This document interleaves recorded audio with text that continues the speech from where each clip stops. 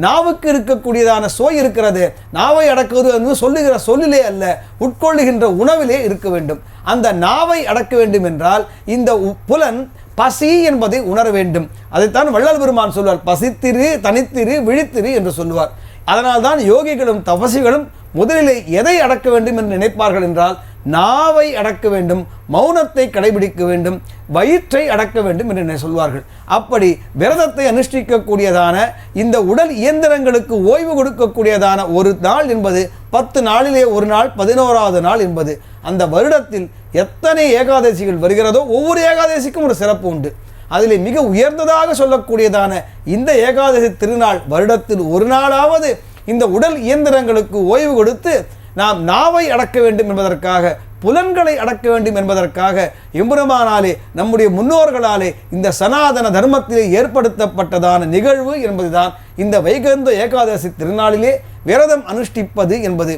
நாம் இப்பொழுது திரையிலே சோளிங்கர் என்று சொல்லக்கூடியதான அந்த ராணிப்பேட்டை என்கின்ற மாவட்டத்திலே இருக்கக்கூடிய திவ்யதேசத்திலே நடைபெறுகின்ற அந்த காட்சியை இப்போது திரையிலே பார்த்து கொண்டிருக்கின்றோம். மிக்கானை மறையாய் விரிந்த விளக்கை என்னுள் புக்கானை புகழ்சேரி பொலிகின்ற பொன்மலையை தக்கானை கடிகை தடங்குன்றி மிசையிருந்த அக்காரக்கனி என்று சொல்லக்கூடியதான அந்த அக்காரக்கனி எம்பெருமான் நரசிம்ம பெருமான் இப்பொழுது தன்னுடைய பரமபத வாசலை திறந்து கொண்டு மலைமேலே இருக்கக்கூடிய எம்பெருமான் இப்பொழுது பக்தர்களுக்கு காட்சி தருகின்ற அந்த சட்டாரி என்று சொல்லக்கூடியதான அவனுடைய திருவடி தரிசனத்தை இப்போது பக்தர்கள் பெறுகின்ற காட்சியையும் நாம் திரையிலே இப்பொழுது பார்த்து கொண்டிருக்கின்றோம்.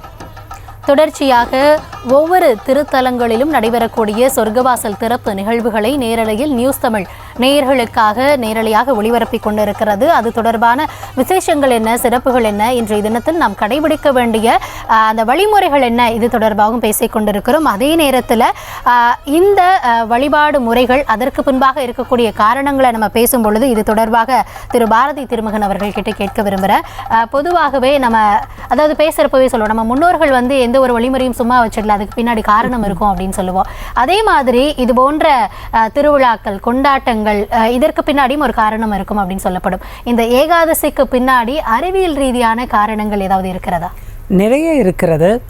ஏகாதசி விரதத்துக்கும் அதில் இருக்கிற ஆன்மீகத்துக்கும் அறிவியலுக்கும் ஒரு அழகான இணைப்பு பாலமே இருக்கிறது. பொதுவான சிந்தனை விஞ்ஞானம் ரெண்டும் தள்ளியது நம்ம சில நேரத்தில் நினைக்கிறோம். அப்படி இல்லை. இரண்டும் ஒரு நேர்கோட்டில் இருக்கக்கூடிய அழகான தொட முடியாத புள்ளிகள், அவ்வளோதான்.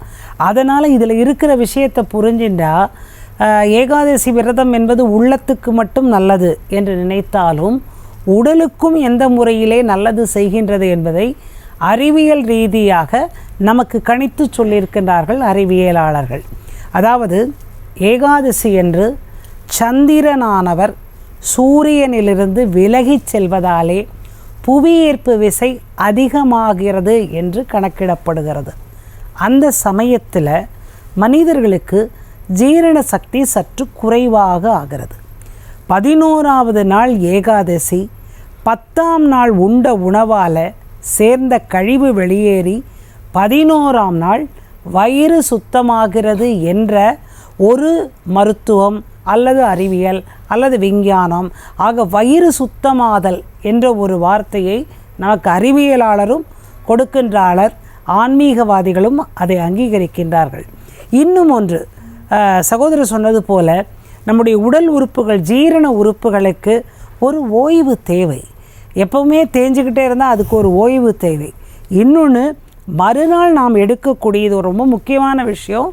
மறுநாள் நாம் எடுக்கக்கூடிய துவாதசி என்று எடுக்கக்கூடிய அகத்திக்கீரையிலும் நெல்லிக்காயிலும் சிறந்த தாதுக்கள் இருக்கின்றன.